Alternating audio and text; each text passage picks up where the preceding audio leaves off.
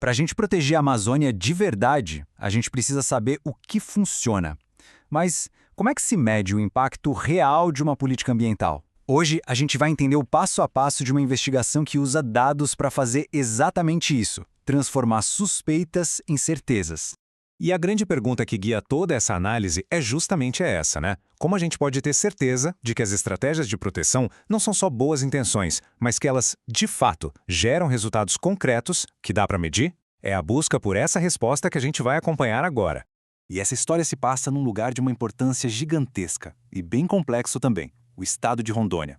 É uma região que representa tanto a beleza da Amazônia quanto os desafios mais urgentes da preservação, ou seja, um campo de provas fundamental para as políticas ambientais do Brasil. Então é aqui que a nossa investigação começa. Com uma missão bem clara: entender como é possível provar, usando números, que a fiscalização ambiental faz a diferença que a gente espera que ela faça na prática. E isso nos leva direto ao ponto principal. Vamos agora entender qual é a pergunta-chave que os pesquisadores querem resolver, transformando um problema super complexo em uma pergunta de investigação bem clara e direta. E aqui está a pergunta que move tudo. Será que existe uma ligação direta, que dá para medir, entre o esforço de fiscalização e a queda no número de crimes ambientais lá em Rondônia, olhando para os dados de 2018 até 2023? O que se busca é essa prova, essa relação de causa e efeito. Agora, o legal aqui é ver como o problema foi simplificado. De um lado, a gente tem a causa, que é a intensidade da fiscalização. E do outro, os efeitos, que é o que se quer medir, a quantidade de crimes ambientais. O objetivo, então, é ver se mexer na causa, de fato, altera o efeito.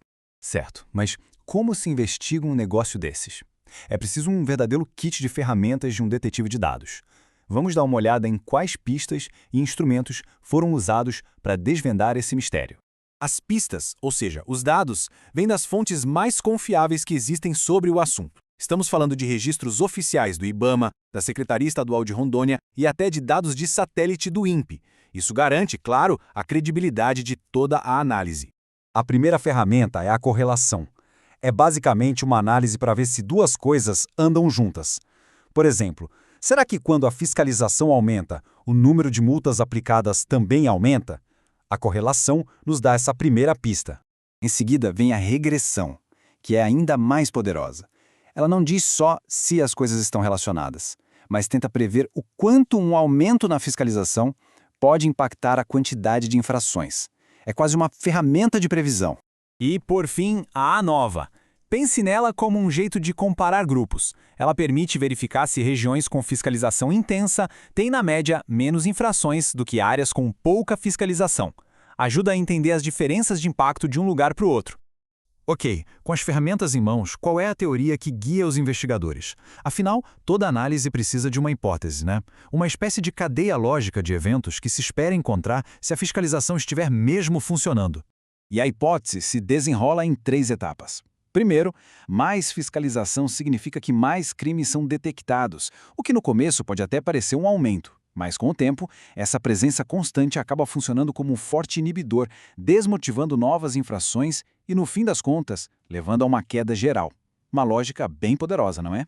Certo. Mas de que adianta essa investigação toda se ela ficar só nos gráficos e nos relatórios?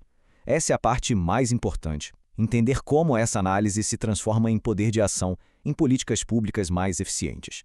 Então, como seria um resultado positivo seguindo a hipótese? É o que a gente vê aqui. A análise buscaria identificar exatamente essa curva. Um pico inicial de infrações detectadas, quando a fiscalização aperta, seguido por uma queda constante, à medida que o efeito de intimidação, digamos assim, se consolida. A análise também permitiria comparar diferentes regiões. O que se buscaria provar é exatamente o que esse gráfico mostra. Uma relação direta onde as áreas com mais investimento em fiscalização seriam, no final, aquelas com o menor número de infrações. Seria a prova visual da eficácia. No fim das contas, por que tudo isso importa tanto? Porque esse tipo de análise oferece uma prova concreta para os gestores. Mostra o que funciona, ajuda a criar indicadores melhores de saúde ambiental e, claro, justifica investimentos em fiscalização, baseando decisões em evidências, não só em suposições. No final, tudo se resume a esta frase. O objetivo não é só pesquisar por pesquisar, mas sim fornecer uma prova que seja clara, visual e, acima de tudo, inquestionável, para que possa ser usada para defender e melhorar a proteção ambiental. Isso nos deixa com uma reflexão final. Se é possível usar dados para medir o impacto da fiscalização ambiental com tanta precisão, que outras perguntas gigantes e urgentes sobre o nosso mundo a gente poderia começar a responder se simplesmente decidíssemos seguir as pistas que os dados nos oferecem?